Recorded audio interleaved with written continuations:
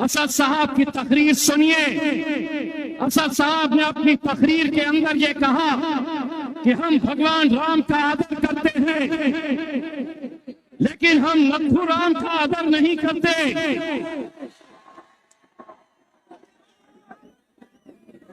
और ये कहती है इस देश में रहना होगा।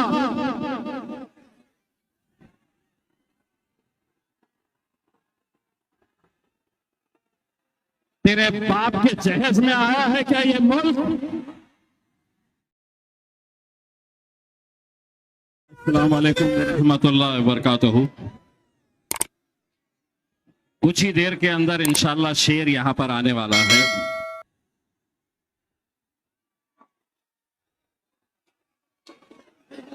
असद भाई ने मुझसे कहा कि इम्तियाज तुम जाओ और तुम वनडे खेलो, मैं आके 2020 खेल लूंगा।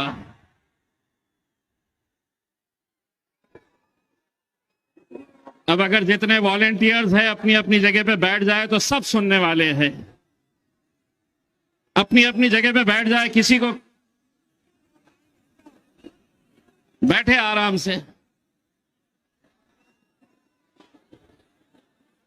आप लोग ये सोच रहे होंगे बहुत देर से दर पे आंख लगी थी हुजूर, आते आते बहुत देर कर दी। इतने सालों से अकोला की आवाम अल्हम्दुलिल्लाह जिस दीवानगी, जिस जुनून के साथ, जिस जोश के साथ ये मांग करती थी कि हमने अकोला के अंदर आना चाहिए,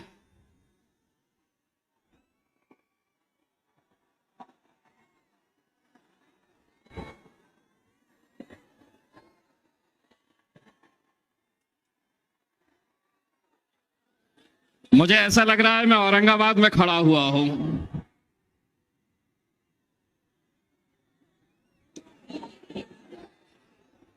वैसे भी सोच रहा था बंबई चले जाऊं, अब सोच रहा हूं अकोला ही आ जाऊं।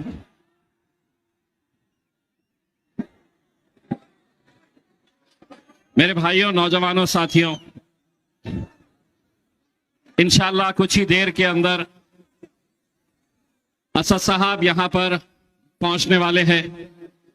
मुझे यह बताया गया है कि यहां पर यह अफवाहें चलाई जा रही थी, ये बातें चल रही थी कि असद साहब नहीं आने वाले हैं। एक बार इम्तियाज जलील ने अगर कोई कमिटमेंट कर दिया तो फिर वह अपनी भी नहीं सुनता है उसके अंदर। जो मैंने बोल दिया था असद भाई आएंगे, मतलब असद भाई आएंगे। और इंशाअल्लाह असद भाई समृद्धि छोड़ चुके हैं और बहुत जल्द आपके बीच में आने वाले हैं। जब हम ये प्लानिंग कर रहे थे, आप सभी को मालूम होना चाहिए कि असद साहब बिहार में थे और बिहार में उनका 3 दिन का प्रोग्राम था।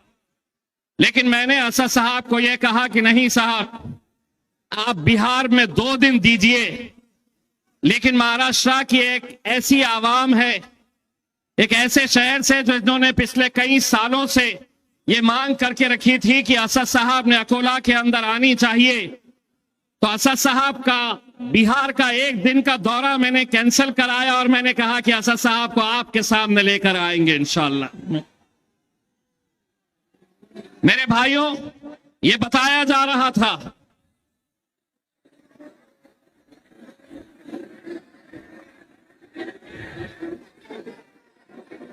मेरे हिसाब से अगर वॉलेंटियर्स बैठ गए, बैठो आराम से, बहुत देके जाने वाला हूं, बेफिक्र रहिएगा आराम से। जितना सोचे हैं उससे ज्यादा देकर जाऊंगा इंशाअल्लाह।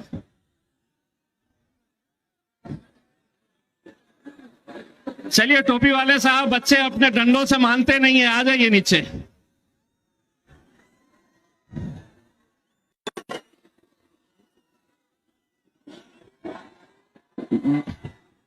डंडों का कोई असर होता है क्या अपने पे?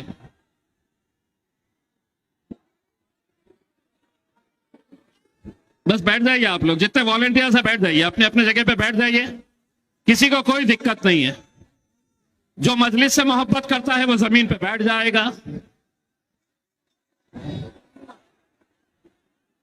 मजलिस से मोहब्बत करने वाले बैठ जाएंगे, असद साहब से मोहब्बत करने वाले बैठ जाएंगे,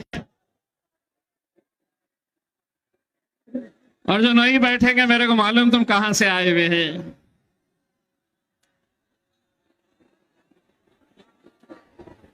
अल्हम्दुलिल्लाह अल्हम्दुलिल्लाह, जहां तक नजर जा रही है वहां पर सिर्फ एक सरों का समंदर देख रहा हूं।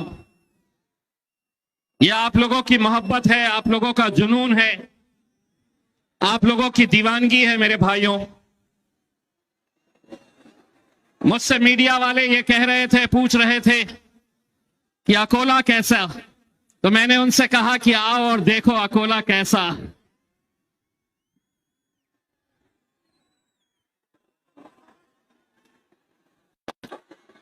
आना है, खोल दो।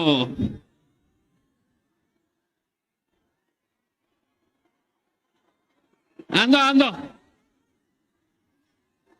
बैठ जाओ। अरे बैठो बैठो बैठो, चलिए बैठ जाइए, कुछ नहीं होता है, बैठ जाइए, कुछ नहीं होता है। असद भाई ने एक बात बोले हैं कि मैं अपनी आवाम से दूर रह नहीं सकता है, मैं भी आप लोगों से दूर रह नहीं सकता हूं। बैठ जाइए, बैठ जाइए, जितने बैठ सकते हैं बैठ जाइए, खड़े मत रहिए। अब बैठ जाइए, जितने बैठ सकते हैं बैठ जाइए। बस पूरे तो नहीं आ सकेंगे, जितने बैठ सकते हैं बैठ जाइए। चलिए हटिए, अब आ गए हैं, बैठ जाइए। चलिए आप लोग पीछे हो जाइए, बैठ जाते हैं।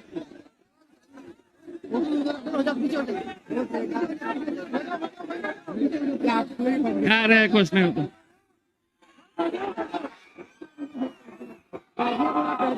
अब मैंने आपकी सुना, मैंने आपकी ख्वाहिश पूरी किया, मेरा और आपका फासला कम किया। अब आप बैठ जाइए। ये साइड बोलो। अमर हटिए, चलिए हटिए। जितने बैठ सकते हैं बैठ जाइए, हर एक को तो मौका मिलेगा नहीं। या तो ऐसा हो जाएगा कि मैं नीचे आ जाऊंगा, आप लोग स्टेज पे आ जाएंगे। यहाँ का साउंड पूरा बंद हो गया। मैं 3 नारे लगाऊंगा और 3 नारों के अंदर इंशाल्लाह मैं अकोला की आवाम का इम्तिहान लेना चाह रहा हूँ। 3 नारों के अंदर जितने मेरे सामने खड़े हुए वो बैठ जाएंगे। नारे तकबीर, अल्लाहू अकबर, नारे तकबीर। अल्लाहू अकबर। अबे बैठने के लिए बोल रहा हूँ साहब, ये चालू होगा साहब। नारे तकबीर। देखिए, ये मीडिया वाले यहाँ पर ये सुनने के लिए आए हैं कि हम क्या देकर जाने वाले हैं, तो उन्हें तकलीफ मत दीजिएगा। जितने मीडिया वाले हैं उन्हें खड़े रहने दीजिएगा, बाकी के लोग नीचे उतर जाए मेहरबानी करके। मुझे मालूम है कि आप भी ये चाहते थे कि हमारे और आपके बीच में इतना फासला नहीं होना चाहिए। ये पुलिस वाले सोचते हैं कि हमको कुछ होगा तो आपको दूर रखो। अरे ये है तो हम हैं, ये है तो हम हैं। और हम वो दूसरे नेताओं की तरह नहीं है कि इतना बड़ा डी बनाया जाए फिर पब्लिक उतर रहे। अरे ये लोग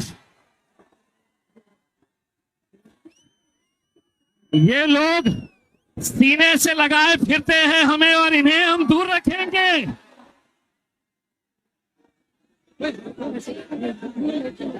बड़े बड़े नेता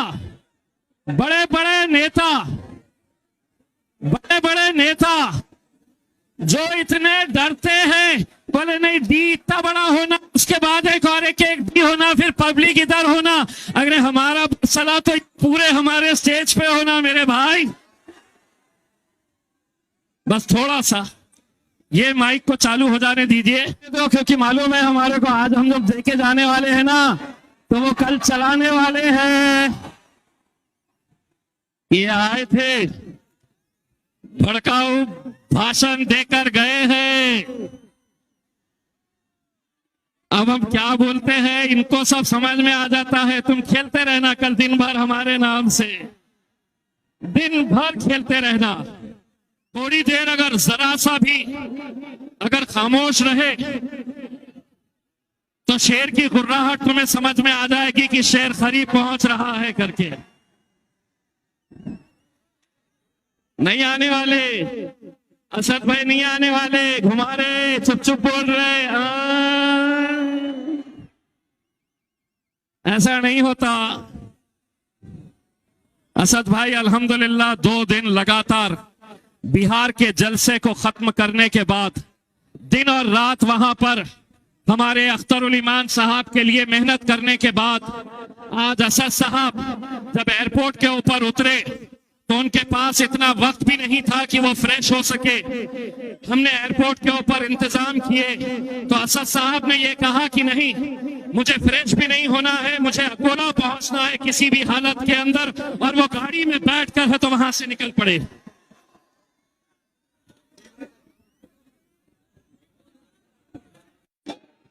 भाइयों, तेरे को सेल्फी चाहिए, होने के बाद सेल्फी, मैं नीचे आऊंगा, ठीक है, सो सेल्फी दे देंगे उसमें। भाइयों, मेरे नौजवान साथियों, ये एक बहुत अहम वक्त है। एक ऐसे दौर से हम गुजर रहे हैं कि जहां पर मुल्क के हालात कैसे हैं आप अच्छी तरह से बखूबी जानते हैं। और ऐसे हालात के अंदर जब हम किसी भी शहर में जाते हैं तो वहां पर जो नौजवानों का जोश है वो हमें हिम्मत देता है, वो हमें ताकत देता है। मजलिस इत्तेहादुल मुस्लिमीन के पूरे महाराष्ट्र के अंदर महज 2 MLAs है, 1 MP है, लेकिन मैं आपको वादा करता हूं अगर ये आवाम अगर मुत्तहिद रही तो इंशाअल्लाह अकोला का MLA भी इंशाअल्लाह यहीं पे मजलिस का होगा और आप लोगों में से एक होगा। बस इतनी इल्तिजा करने के लिए आया हूं। मेरे भाइयों, हम बटो मत। अगर हम बढ़ गए तो हम खत्म हो जाएंगे। आज सियासत के अंदर हमारा वजूद, हमारी पहचान, हमारी शिनाख्त पूरी तरीके से खत्म करने की बातें चल रही है। अगर कोई कुछ बयान भी देता है, जैसे हमारे मौलाना साहब के बारे में एक शायर साहब ने, सुनिए, राहत इंदौरी साहब ने एक किस्सा सुनाया था। अबे साला जो आ रहा है सीना चौड़ा करके, अरे तेरी तो, अबे बैठ बे, जहां ताकत दिखाना है वहां तो नहीं दिखाते हैं। अभी जरा सी कुर्सी के लिए बैठ से, ये बेटा डंडे नीचे करो, डंडे नीचे कर दो, डंडे का इस्तेमाल मत करिए। लाइए डंडे लेके आइए, इधर रखिएगा। चलिए डंडे रखिएगा नीचे, दे दीजिएगा डंडे, कोई जरूरत नहीं है। अल्हम्दुलिल्लाह हमारी जबान में इतनी ताकत है जो तुम्हारे डंडे में भी नहीं है उसमें। एक बार मरहूम मशहूर शायर राहत इंदौरी साहब ने किस्सा सुनाया था जो मैं आज आपको सुना रहा हूं। जो वक्त और जो हालात चल रहे हैं, अगर किसी ने कुछ बोला भी तो उसको अरेस्ट कर लिया जाएगा। राहत इंदौरी साहब ने एक किस्सा सुनाया और उन्होंने ये कहा कि ये हुकूमत चोर है, ये हुकूमत चोर है। बस इतना बोलने के ऊपर वो शायर को अरेस्ट कर लिया गया, गिरफ्तार कर लिया गया, उसको पुलिस स्टेशन ले जाया गया। पुलिस स्टेशन में ले जाकर उसके ऊपर FIR फाड़ा गया। उसने बोला कि साहब मैंने ऐसा क्या गुनाह किया, क्यों मेरे खिलाफ FIR रजिस्टर कर रहे? तो पुलिस वालों ने कहा कि तुमने कहा है कि यह हुकूमत चोर है। तो शख्स ने जवाब दिया कि साहब मैंने कौन सा बोला था कि पाकिस्तान की सरकार चोर है, मैं तो ब्रिटानिया की बोला था, मैंने अमेरिका की बोला था। तो पुलिस वालों ने बोले कि हमको बेवकूफ भी समझ रहा है, हमको नहीं मालूम क्या कि कहा की हुकूमत चोर है। तो उसी तरह से एक मौलाना साहब ने कहा अभी तो कुत्तों का दौर आया है।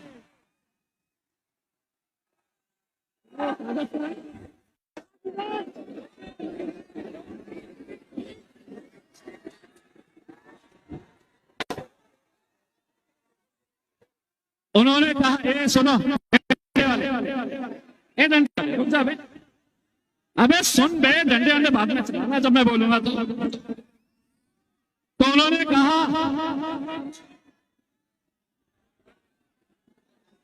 कि कुत्तों का तो सिर्फ वक्त आया है, हमारा तो दौर आएगा। तो मौलाना साहब को लेकर चले गए। ये किसने बोला कि तुम कुत्ते हो? तुम क्यों समझ रहे कि तुम कुत्ते हो? हमने कौन सा तुम्हारा नाम लेकर कहा? लेकिन रात में जितने भी गए घर के ऊपर सब भौंकना शुरू कर दिए।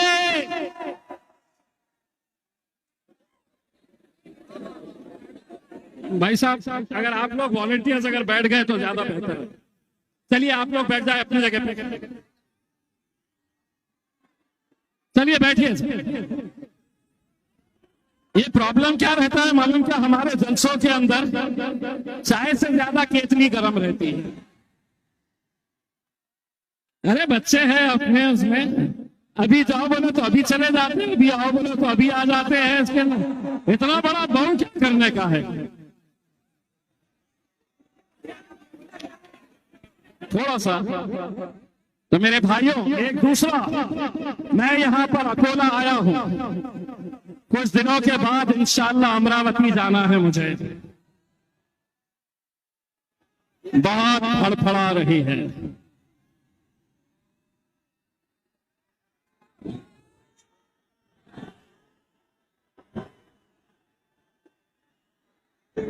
वो तो उसकी किस्मत थी कि आखिरी दिन था, मेरी फ्लाइट थी। मेरी फ्लाइट होने की वजह से मैं चला गया था और हमारे जाने के बाद उसने असद साहब से ये कहा, असद साहब का भाषण सुनिए, असद साहब की तकरीर सुनिए। असद साहब ने अपनी तकरीर के अंदर ये कहा कि हम भगवान राम का आदर करते हैं लेकिन हम नथु राम का आदर नहीं करते।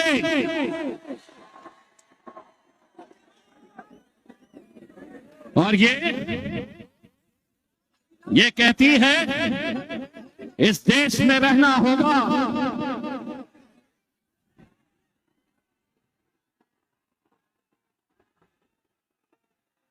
तेरे बाप के जहेज में आया है क्या ये मुल्क?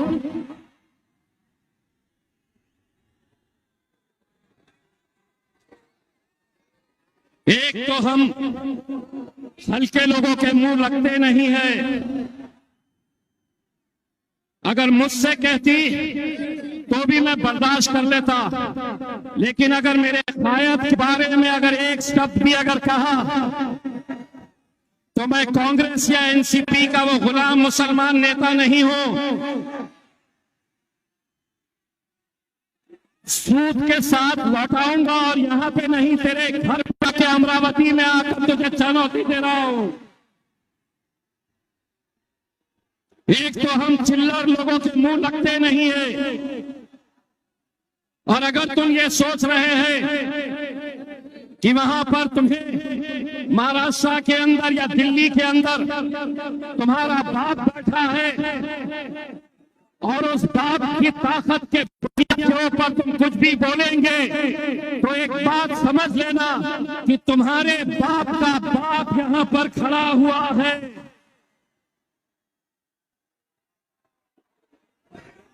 सीधा रहो, अच्छा रहो, तो हमसे अच्छी उम्मीद रखो। लेकिन अगर तुम ये सोचेंगे कि मैं कुछ भी बोलूंगी,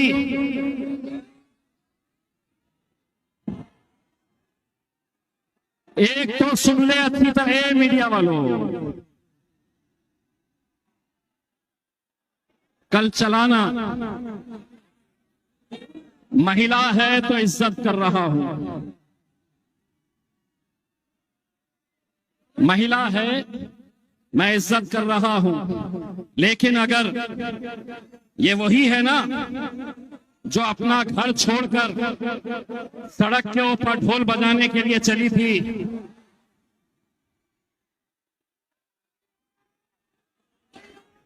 किस देवता और किस भगवान ने तुझे ये बताया था कि तुझे हनुमान चालीसा अगर पढ़ना है तो उद्धव ठाकरे के घर के सामने तेरे घर की दीवारी के अंदर क्यों नहीं पढ़ रही है? ये नाटक नौटंकी अपने साथ चलने वाली नहीं है।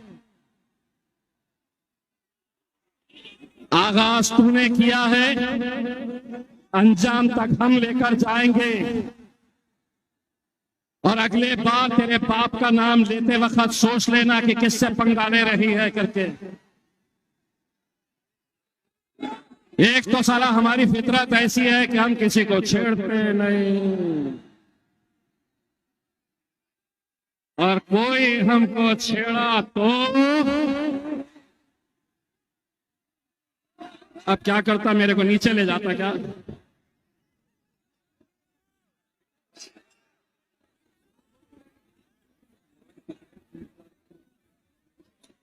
भैया असद साहब आने वाले हैं, असद साहब आने वाले हैं, तो थोड़ा सा आप लोग देखिए, इतनी सारी आवाम अल्हम्दुलिल्लाह आप लोग यहां पर आए हैं। आप लोगों का जोश और आप लोगों का जज्बा, आप लोगों की मोहब्बत देखकर हम यहां पर आए हैं। देखिए, हम अपने सियासी मकसद में इसलिए नाकामयाब हो जाते हैं,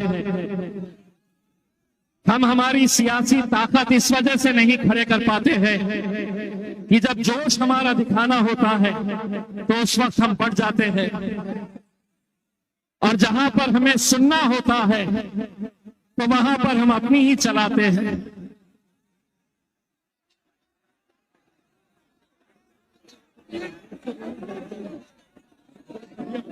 अच्छा, मैं एक सवाल करता हूं, आप लोग इम्तियाज जलील से मोहब्बत करते हैं? जो मोहब्बत करता है मेरे भाई बैठ जाए।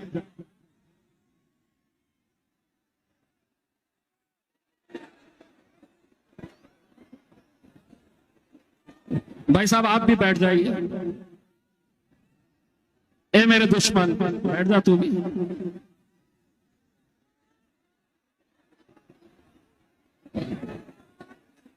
असद भाई, इम्तियाज जलील को अकोला दे दो।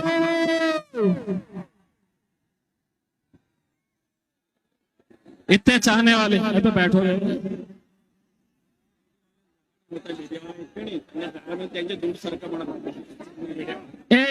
माझी एक कड़कड़ीची विनंती आहे।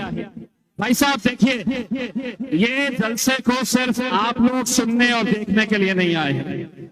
मैं इन मीडिया वालों का तहे दिल से शुक्रिया अदा करता हूं, लेकिन इन्हें अगर आप डिस्टर्ब करेंगे तो जरा मोदी जी को भी देखने दीजिए ना, इनके जरिए तो देखते हैं। थोड़ा सा वहां पे अगर कोई वॉलंटियर्स है तो मैं उनसे अदबन गुजारिश करना चाहूंगा कि मीडिया वालों के पास से थोड़ा सा हट जाए, मेहरबानी करके।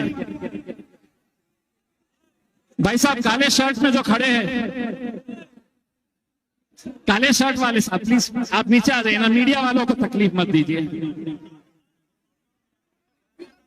थोड़ा सा आप लोग वॉलंटियर्स मेहरबानी करके हम मीडिया वालों को तकलीफ में मत लेकर आए। देखिए पीछे कितने अच्छे सारे लोग बैठे हुए हैं। सही मोहब्बत करने वाले देखना है तो वो वहां पर बैठे हुए हैं, वो वहां पर बैठे हुए हैं। और उनके बैठने की वजह से आप लोग यहाँ पर खड़े हैं, उन्हें भी दिख नहीं रहा है। मेहरबानी करके आप लोग देखिए, मीडिया वालों का कनेक्शन टूट रहा है। भाई साहब ये अगर बैठे हैं तो आप लोगों को तकलीफ क्या है?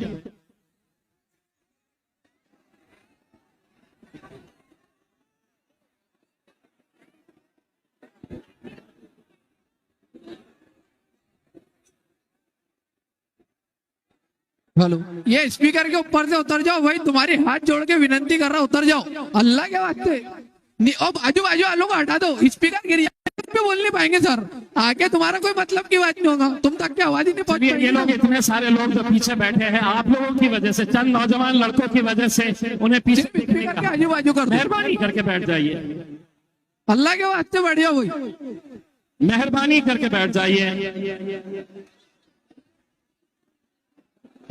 हलाओ ना, हलाओ मत उसको सिर्फ, क्योंकि गिर जाएगा तो सर कुछ बोल ही नहीं पाएंगे, उसमें आवाज ही नहीं पहुंचेगी। दोबारा हमें इस बात के ऊपर गौर करना पड़ेगा कि हमने